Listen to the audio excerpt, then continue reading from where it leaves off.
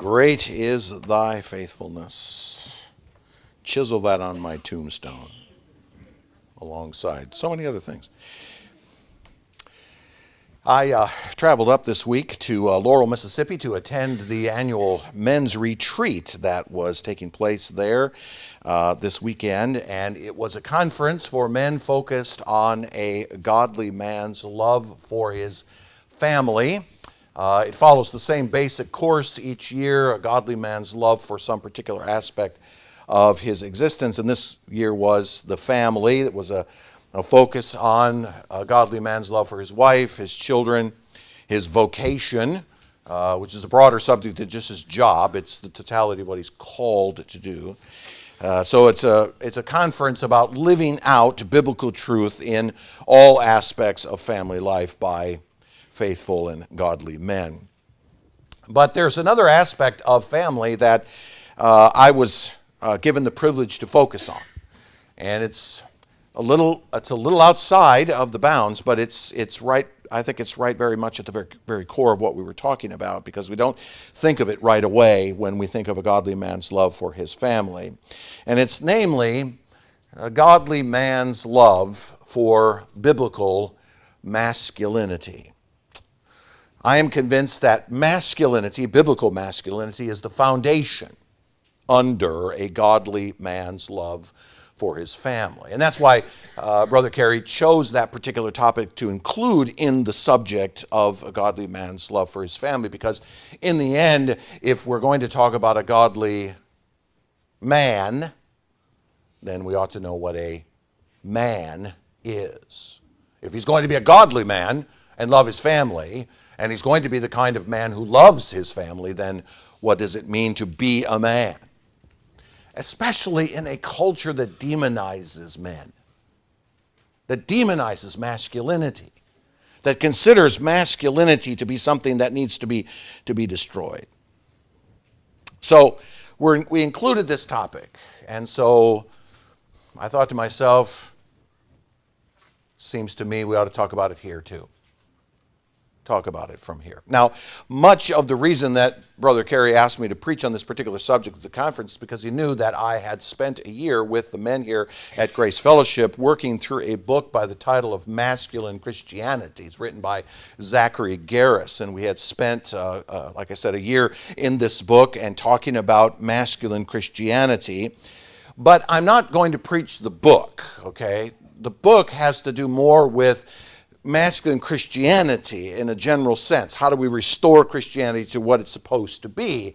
I'm going to focus my attention more on specifically what it means to be a masculine man, an individual within that reality. So I'm not going to be preaching the book. I'd encourage you, if you have not already done so, to get a copy and read it. Now, there may be some of you of the female gender, and you know who you are,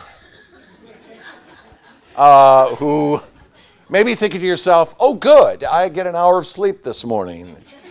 But let me tell you, no, I think the reason you should be listening to this sermon as well is not because you're going to be the ones to make your husband masculine, but because this is an opportunity for you to say, this is what I look for in a man.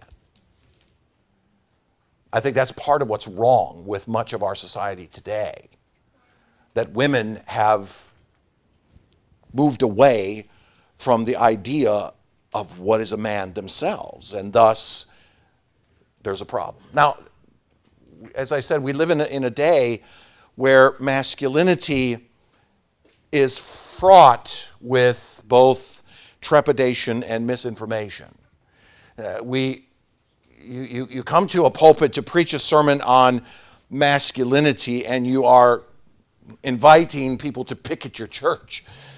You know, it's almost like this subject is in many quarters considered toxic. I mean, even the word toxic is often used as the adjective in front of the word masculine in much of society today, and there have even been prominent men in our society who have stood up and said, you know, masculinity needs to be taken out of the conversation because it's toxic. When someone like James Cameron can stand up in front of people and say, we need to get rid of the concept of masculinity from our society, you know you have a problem. All right, so that's where we're at.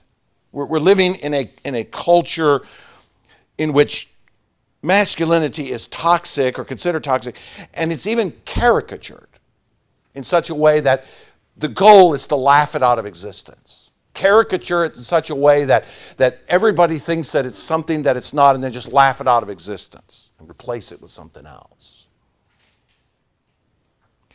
Thus, I'm convinced that most men fail to understand masculinity and few attempt to live it out. Very few understand it, very few attempt to live it out. Now, how did we get here? How did we get to this place? How did we get to a place where masculinity is considered toxic and it needs to be destroyed? Well, a short history lesson.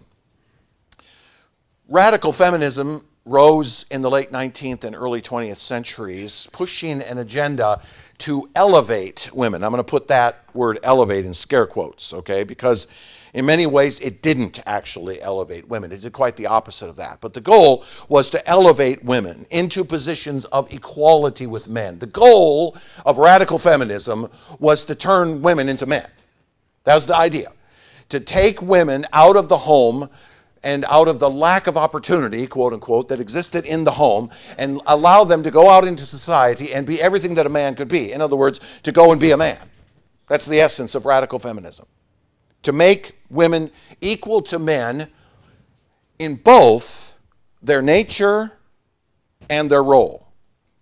In both who they are at the core of themselves as creatures and in what they could do then by virtue of being equal to men in terms of nature.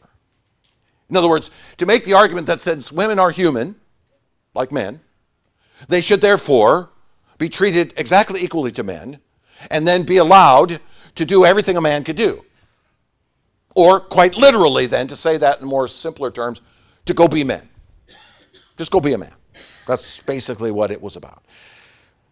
In other words, it's an agenda to eliminate gender roles based on differences of nature. To equate nature in such a way between men and women that they would then become so co-equal to one another in their nature that there would be no difference in terms of what they could do then. Because listen, if you got a female who is perfectly equal to a man in every sense, a male, then it stands to reason, does it not, that they should be able to do exactly the same things. It's an agenda to make women utterly equal to men at every strata of existence. And now, in 2023, we're living in a day in which that agenda has been so fully realized in Western civilization, Western culture, that nobody bats an eye that a woman could serve as the governor of a state or a senator, or can don a police uniform, or a soldier's uniform, or can lead a multinational corporation as the CEO. Nobody bats an eye. Nobody even stops to give it a second thought. This agenda has been so thoroughly accomplished in our civilization that nobody even stops to think when they go into the voting booth, should I vote for this one because she is a woman or not? That doesn't even cross your mind, does it? Doesn't even cross your mind. We've accomplished, I should say, they have accomplished this. We have now reached full egalitarianism throughout society. Egalitarianism is simply a big word meaning utterly equal in every sense. Egalitarianism. There are no gender differences, and thus there are no gender roles. There are no gender differences, thus there are no gender roles any longer in Western civilization. But this full egalitarianism has produced some consequences, some intended, some unintended. One of the intended consequences of this is the loss of masculinity. Men no longer understanding what it means to be a man. In fact, we have now reached a point where 4 generations of men have been raised under the belief that being a man is the problem. being a man is a problem. If you are a male, you are the problem. And when you introduce race into the subject, then if you are a white man, then you are the problem. And when you introduce religion into it, if you are a white Christian man, then you are at the lowest level of society. I, as a pastor, a white male Christian pastor, I should just be hunted down and shot in the streets at this point in our society. I kind of enjoy my position of being at the bottom of the social strata now. I am now what in India would be known as the untouchable. So don't touch. But it has also meant not only a loss of masculinity, but the unintended consequence of it is a loss of femininity. It has also disappeared. Women no longer understanding what it means to be a woman. When you have a Supreme Court nominee, a woman, sitting in front of a committee, and a woman on the committee asks this woman, "What is a woman?" and she refuses to answer. Oh, she knows the answer to the question, but she refuses to answer a question. You have the evidence of the loss of femininity. It's gone. The fight to elevate women becoming more important in society than men has led to both a loss of masculinity on purpose and a loss of femininity by accident. But the fight to elevate women has now also led to the tragic rise in gender confusion. Gender confusion. Look, am I the only one who believes that we now live in a society that is so confused about gender more than any other generation in history? Am I the only one who believes that? Undergirded by secularism, which is the belief that none of us have any transcendent purpose at all, that we are not created by a creator, that we are simply bits of evolved flotsam that have no purpose whatsoever, undergirded by that type of thinking for 4 generations now, and living in a culture no longer able to distinguish between the sexes as something unique to humanity, meaning something to be changed at will, you can now do precisely that. You can change it at will because it isn't fixed anymore. It's not fixed anymore. You can just decide, well, I don't want to be a man anymore. And the side effect of that, when you couple it with the fact now that women are, in a sense, more important than men in society, you have the natural pushback, and the natural pushback is obvious. A man who cannot rise in the ranks of the military now does so by donning a dress and a wig and calling himself by a female name and calling himself the first female admiral of the armed forces. Preposterous. Beyond words, preposterous. He's no more a woman than I am. But his delusion has been accepted in culture. And not only accepted, but celebrated. The fight to elevate women has led to this tragic reality in our society, but it has also attacked the church. It's also come very hard into the church. Now, the liberal denominations who embraced the social gospel and liberal Christianity in the early part of the 20th century were easy prey for this. They fully embraced it because they had no sola scriptura to fall back on. And so it is unquestioned that in a liberal denomination, a woman can serve as a pastor. Nobody even thinks twice about it. In fact, we've even gotten to a point now in most of these mainline denominations that they prefer a woman over a man, and they will pursue a woman over a man when they have an opportunity to do so. So in liberal Christianity, that's already a given. The more conservative side of Christianity, evangelical Christianity, attempted to push back with something called complementarianism. Complementarianism is the contention that both women and men are, in fact, equal as human beings in the sense of being human, but they are different in nature. They are different in nature and therefore carry different but complementary roles. The difference between a man and a woman at the physical, physiological, psychological levels, because they are different, it implies to the complementarian that there's different roles that they should pursue.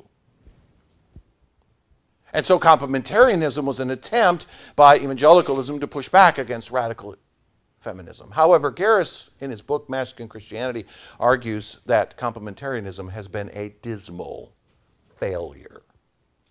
Why? Because it narrowed its focus.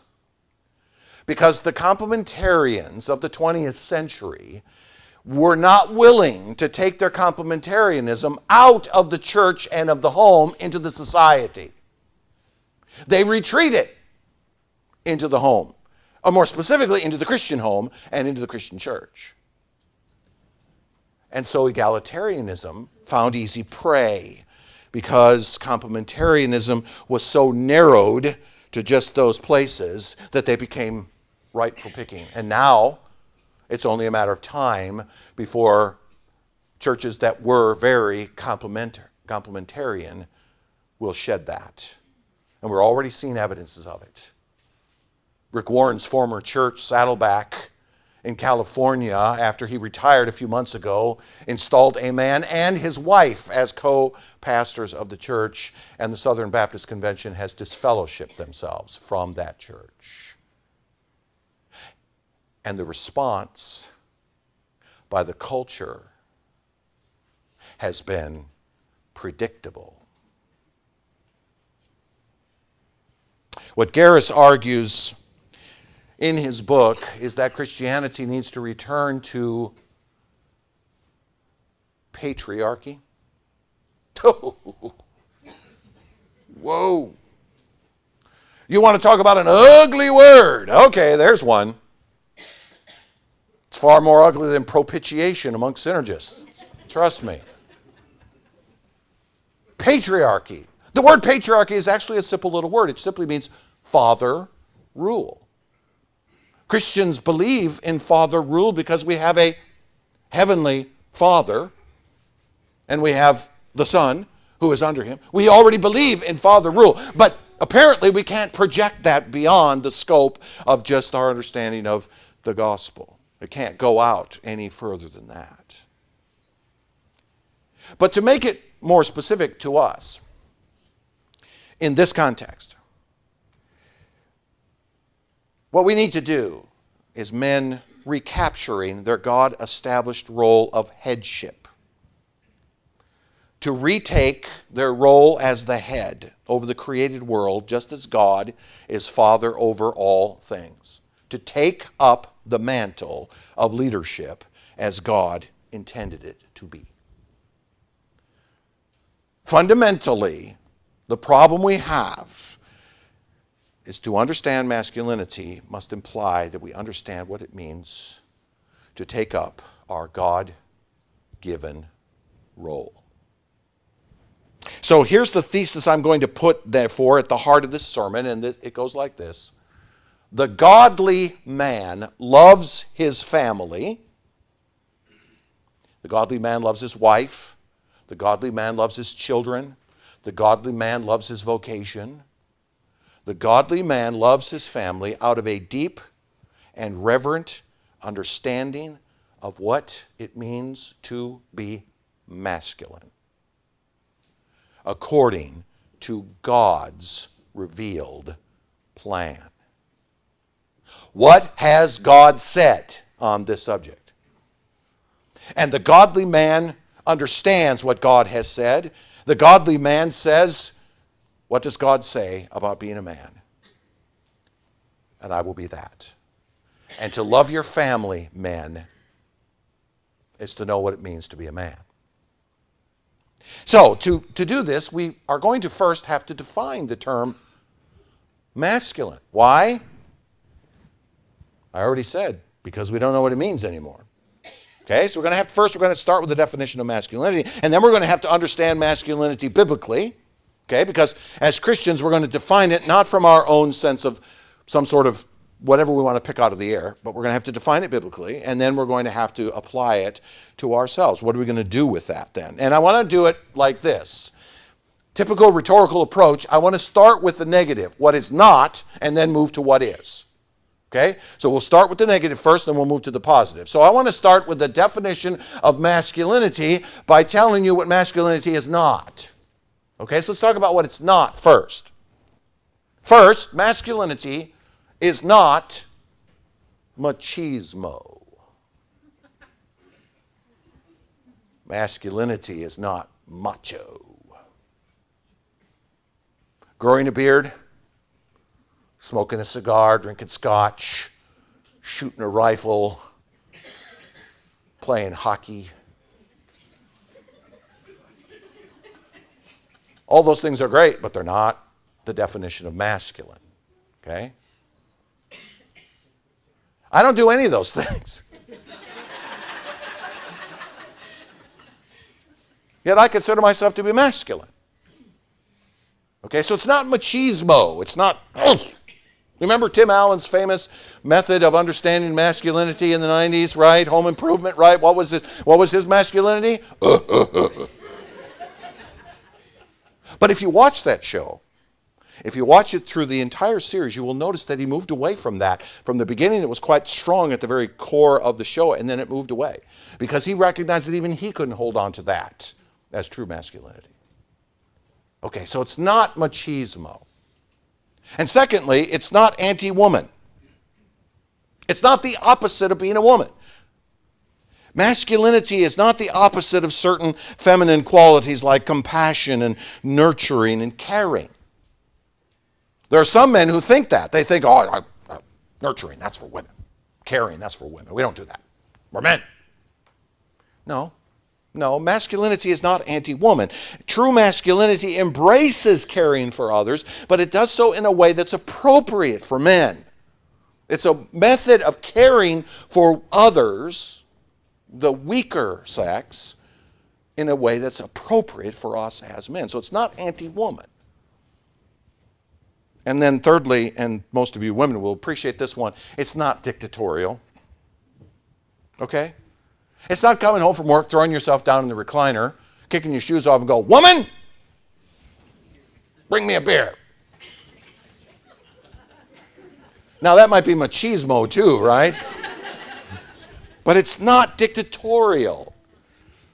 Masculinity does not demand its own way by degrading women. No, in fact, true masculinity has the heart of a servant, a man looking out for the well-being of the weaker, elevating the weaker over himself. That's true masculinity. It's not about just demanding your way in some sort of dictatorial fashion. Now, there's a lot of women who use that as the caricature of masculinity. They say, if you talk about masculinity, all you're asking men to be is just grunting, dictators in their homes, and we as women just have to be barefoot and pregnant all the time. Well, that's a caricature. It's very effective, by the way, as a caricature because our society has bought into it hook, line, and sinker. But that's not what we're saying. That's not masculinity. That's not biblical masculinity. It's not masculinity, period, but it's not biblical masculinity. So what is masculinity? Okay, here's my definition of it. And add this to your list, Lane. Masculinity is the essence of a true man in action. The essence of a true, or should I put in the word godly, a godly man in action, by which he self-sacrificially leads, guides, provides for, and protects those whom he has been given charge. He self-sacrificially leads, guides, provides for, and protects those whom he has been given charge. Biblically, the word masculinity is from the idea of head, as the head of his household, with the authority granted to him by virtue of his God-given position as a man. formed in the image of what God intended for him to be and do. He leads, he guides, he protects, he provides for. Adam, the man, was formed as a man to do all of these things. He was given the responsibility by his Creator to tend the garden. Where did God put him as soon as he formed him? He put him in the garden. And he said, tend this garden. Now, God said it's not good for the man to be alone. He needs someone to help him do this. And so God created a woman from him. Didn't form new creature from the ground. Didn't form new creature from the dust. Took her from him to bring her to him to be his helpmeet, the King James puts it, to be his helper. But he was still responsible for tending that garden. She would help him, but he was responsible. He was to guide her. He was to guide her. He was to provide for her. I'm convinced that that's the case because in the curse, God says to the man after he sins, okay, now you're going to toil to get your food from the ground, but you're going to have to work for it. It's not just going to come naturally. What's the implication? He had been doing that all along. But now it's going to be a trouble. Now it's going to be a problem. Now he's going to have to fight with the weeds in order to get his food. He was to protect Eve. He was to guide her. And he was called through it all to be the federal head of an entire race.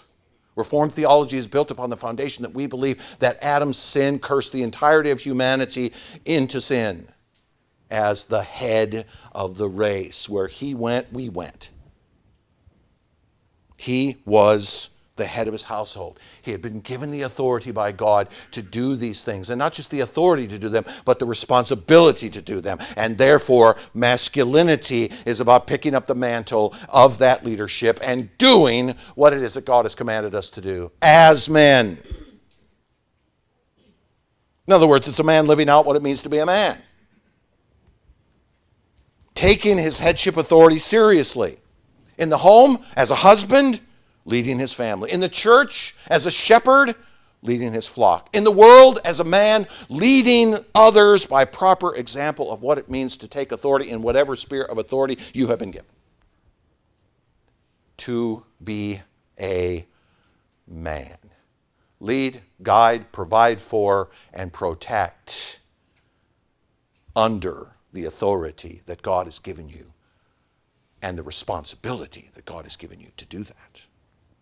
Now, let's talk about this from a biblical perspective, okay? What does the Bible speak of biblical masculinity? Yeah. So again, let's start with the negative. Okay, let's start with an example of failed masculinity, all right? And where am I going? Right on back to Genesis chapter 3. You know I spent a lot of time camping there. Have you noticed that? Because Genesis 2 and 3 is, in this case, a picture of a failed masculinity. A man who failed as a man. Now, I've said before you many times that we have a tendency to think of the first sin as Adam eating from the tree, right? Eve eating from the tree. We have a tendency to think of that as the first sin. It's not, okay? Because that was an act of commission. That was an act of doing something. But let me tell you, that was preceded by a whole bunch of sins of omission that occurred prior to that. Adam failed in his masculinity to guide his wife. Okay? He failed to guide her. He allowed Eve to go stand at that tree. He allowed his wife to go stand at that tree, didn't he? He allowed his wife to see the tree, chapter 3, verse 6, as a delight, when he should have guided her away from it. Adam failed to guide his wife to better things. Where should his wife have been standing? At the tree of life. Not at the tree of the knowledge of good and evil. He should have guided her to the correct tree, to the right tree. But no, what do we see? We see Eve standing at the tree. He failed to guide her. He failed to provide for her. You say, really? I say yes, because chapter 3, verse 6 tells us also that Eve looked at the tree and saw that it was good for food. Why would she think that? if she didn't have already everything she needed? Why would she look upon the tree and go, oh, if he had not provided for her everything that she could ever want, that would never lead her to a place where she would think, hey, look at that.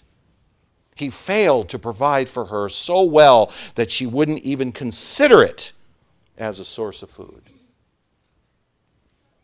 But his greatest failure as a man was that he failed to protect her. We learn from the text, don't we, that Adam was there when his wife was speaking. What should he have done? Men, what should he have done? He should have gotten between that serpent and his wife.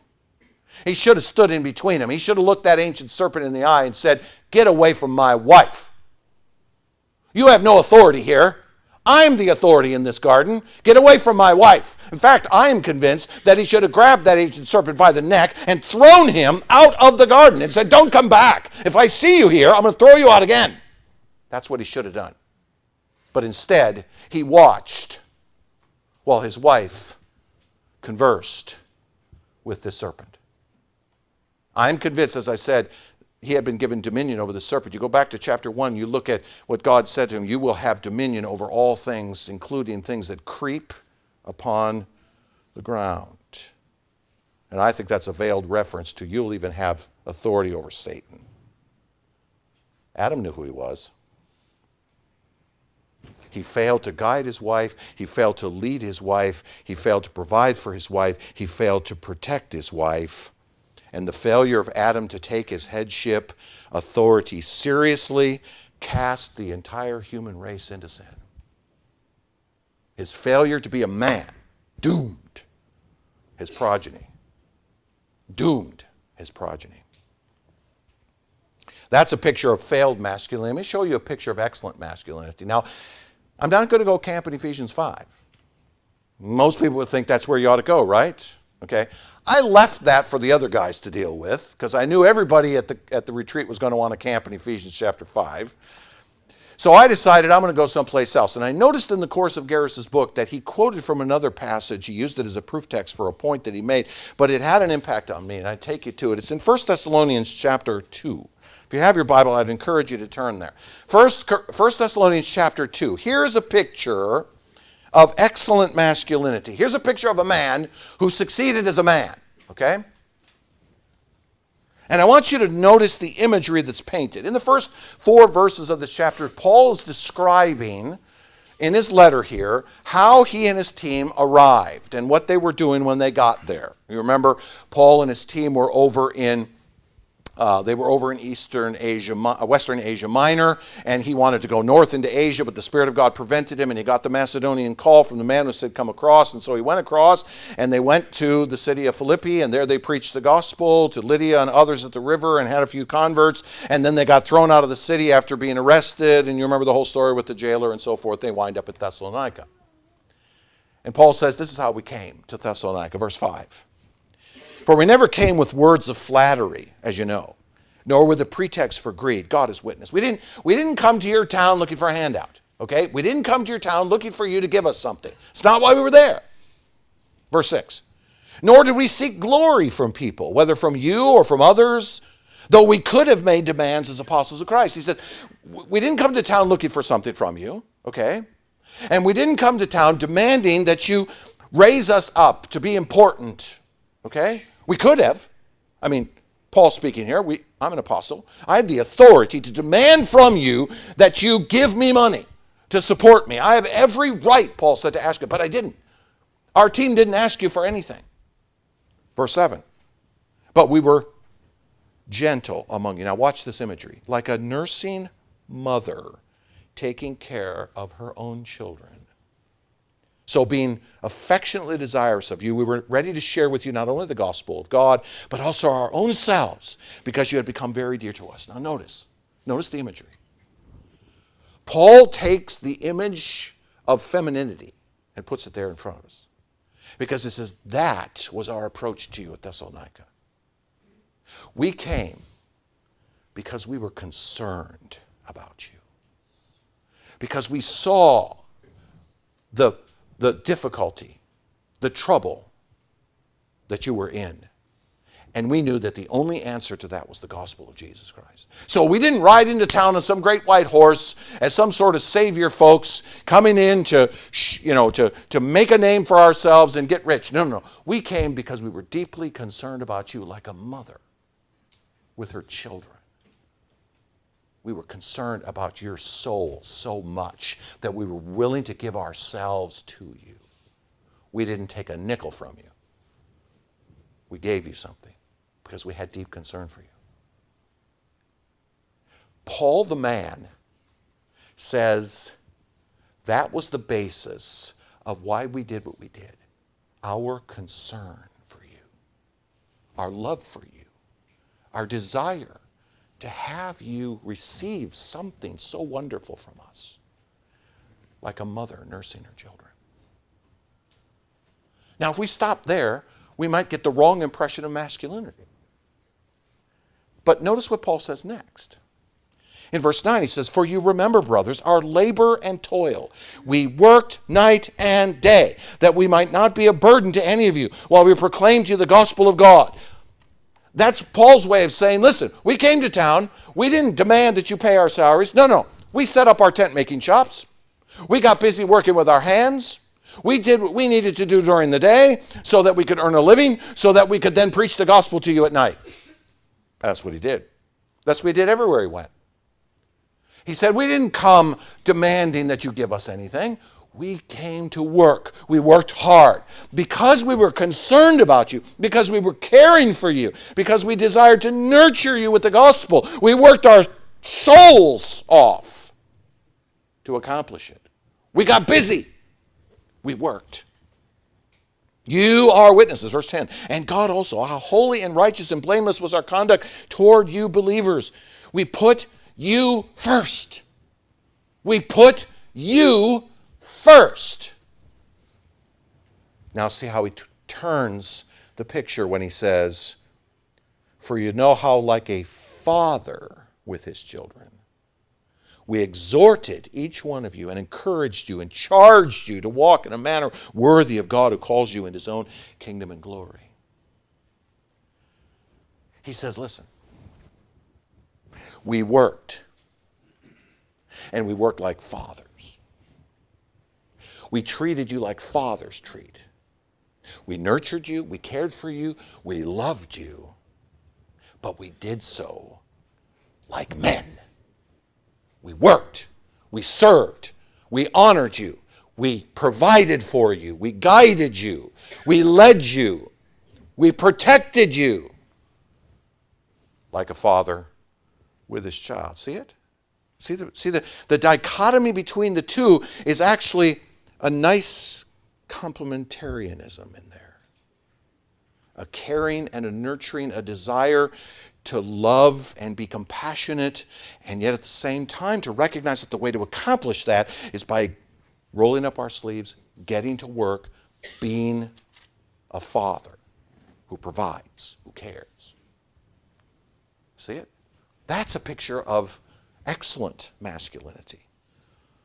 The heart of biblical masculinity is a man giving himself fully to the job at hand, doing what is necessary to see that his children are led, provided for, and protected. Paul led them, he guided them, he preached the gospel to them, he provided for them in the salvation of the gospel, he protected them as he exhorted them to walk well in the world. He did all of those things. The success of Paul was in him taking up his apostolic headship seriously, to do his work as a man. That's what he was doing. Yes, there were certain feminine qualities in there in the sense of nurturing and caring, but they are what drives him to do what he does. They don't become the end goal in themselves.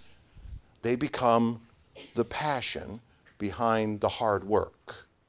Protecting, providing, leading, guiding. Well, if Adam is a picture of failed masculinity and Paul is an example of excellent masculinity, what's the picture of perfect masculinity? And the answer, of course, is Jesus Christ. Now, you want to hear something providential? I was getting ready to write this sermon last week to go out, and I received an email from Chespi, our missionary in Costa Rica. He called me Thursday of last week, and I tried to have a conversation over the phone. He was in some noisy place, and I couldn't understand a word he said. So I said to him, Chespi, just send me by email what it is that you're asking me. And he did. And here's the question he asked. It was a short email, just one question. He said, where in the Bible do we see Christ's masculinity? Whoa. All right. Jesus Christ is the perfect example of masculinity. He was the perfect example of a man. Listen, if masculinity is a man living out what it means to be a man, then Christ is the greatest example of masculinity of all time. Now, I've got 50 reasons that I could throw at you as to why Jesus is the perfect masculine man. I'm going to narrow it down to just 6. Not, okay, let's start with the not. Jesus is masculine because he walked around grunting in Galilee and Samaria and Jerusalem. He didn't project himself as some sort of macho man. In fact, if you look closely at the gospel accounts, we're not told too terribly much of how he sort of acted persona. We get a lot of his words, which we can infer his persona from, but in terms of his masculinity, what if he wasn't some big macho guy with a big old beard and walking around, like this? What if he was just a diminutive little guy that didn't show what that masculinity would look like, right, in that macho sense? We don't have any picture of that. There's no sense of that. Now, I agree, Jesus was quite firm at times, and there's no doubt about that. He looked into the face of some of those men and called them wicked and vile and evil. I think I might have shared with you some of this meme. Some of you, I may have shared this meme. If I have, I'm sorry, I'm repeating myself, but I just love it. It was a picture, a drawing of Christ, and on the front it said, you brood of vipers, you wicked and vile generation. And underneath us in big yellow letters it says, he gets us.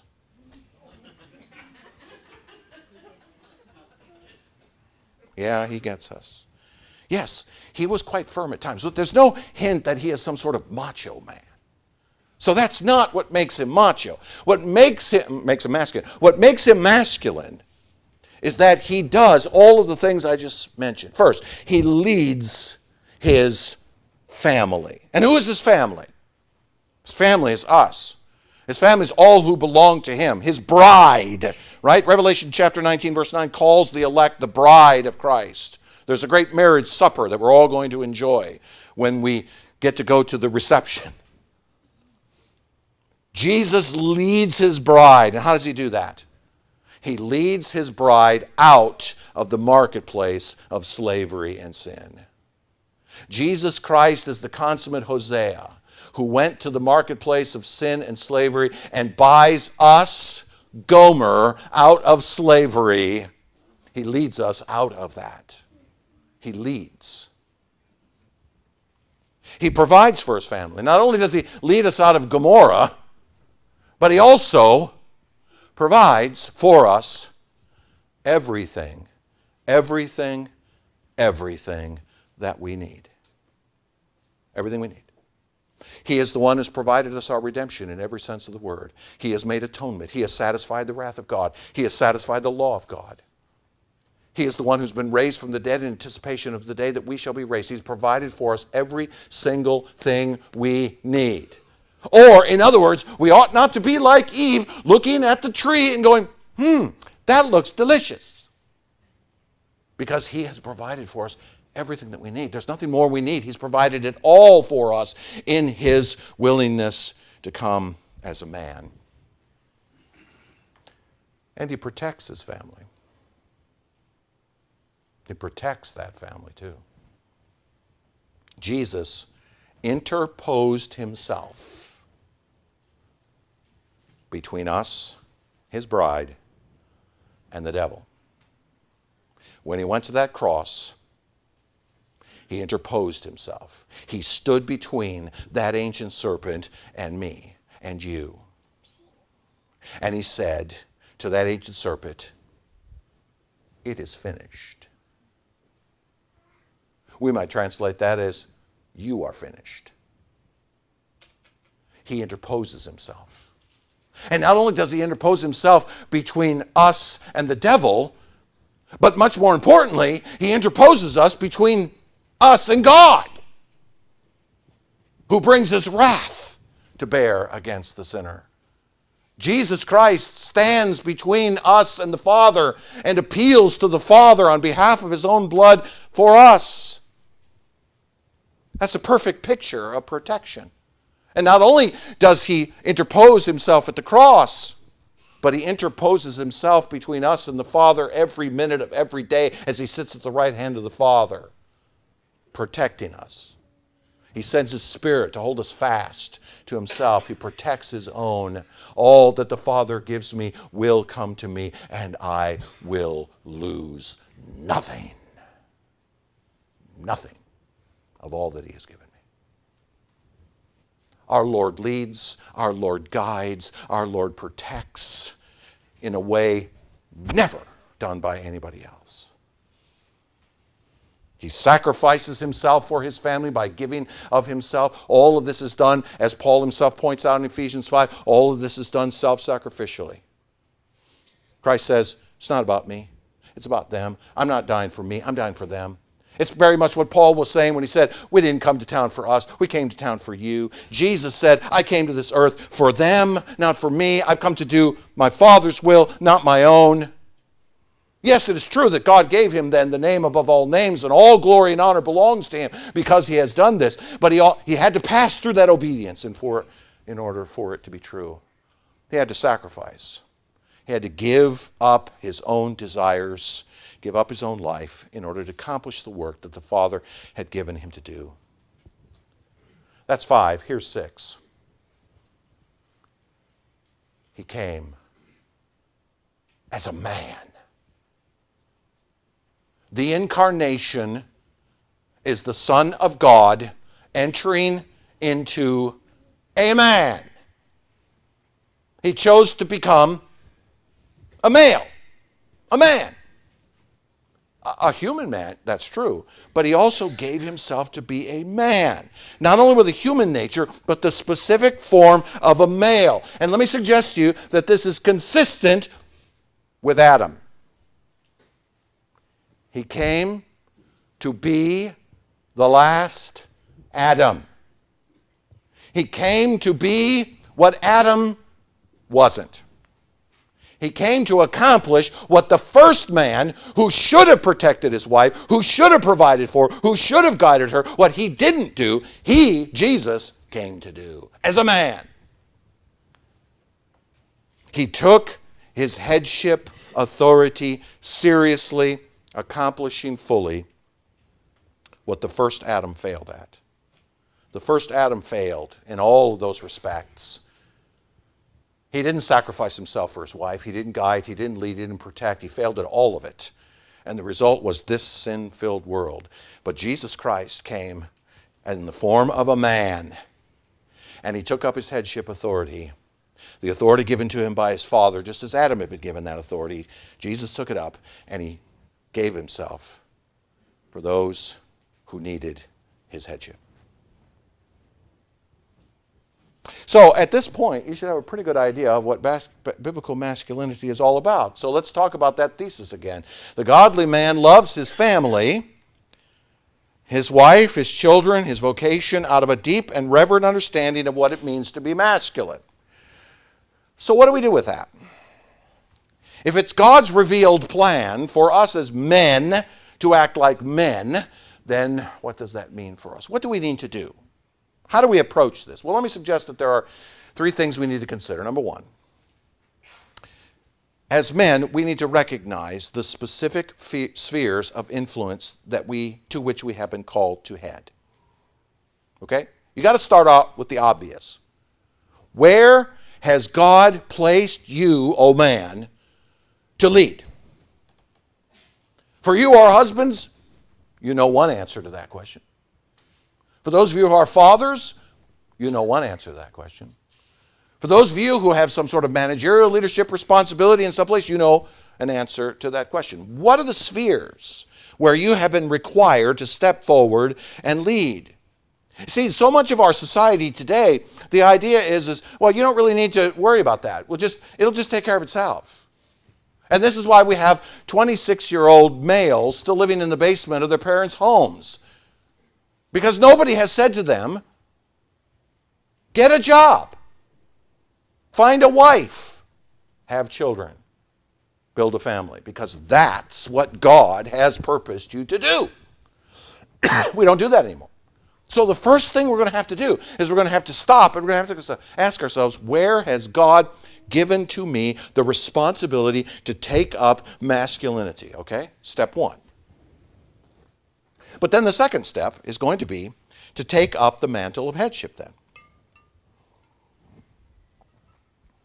We're going to have to realize that this call to masculinity is a call to self-sacrifice.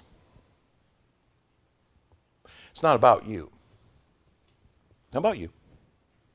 It's about where God has given you the responsibility. We need to recognize the necessity of self-sacrifice. And we need to take up the needs of others over ourselves. It's not about your needs being met. Masculinity is about stepping back from your own needs and saying, what do I do for those that God has given me charge? He's given me responsibility. What am I going to do? The other men at the conference then stood up and said, okay, guys, be a husband to your wife. Love her, lead her, protect her, guide her, provide for her. Put yourself between the world and her. Protect her. Protect her. Listen. There's a far greater danger of heresy in your wife than there is a danger of a gunman coming into your home. Do you understand that? There's a much greater danger of your wife slipping into heresy somewhere, of slipping into unorthodox thinking, than there is about a guy showing up at your door with a gun. Nothing wrong with you having a gun and protecting your wife. You ought to do that. But listen, if you're going to be a husband, you need to protect your wife from the devil. Just as much you need to protect her from the gunman. We got to take up that mantle. We have to pick up that responsibility. And the same is true with your children. We have a lot of children in here and dads with them children. And look, I'm going to speak to us as grandparents too, because this applies to us as well. We have a responsibility to protect them from the devil by teaching them well the things of Christ. And men, that's your job. It's not your wife's job. It's your job. Now, you may delegate portions of that to her, but it's still your responsibility. Men, you are the ones to lead, guide, protect your family. That's your job. God has given you that responsibility. Don't fail at it like Adam did.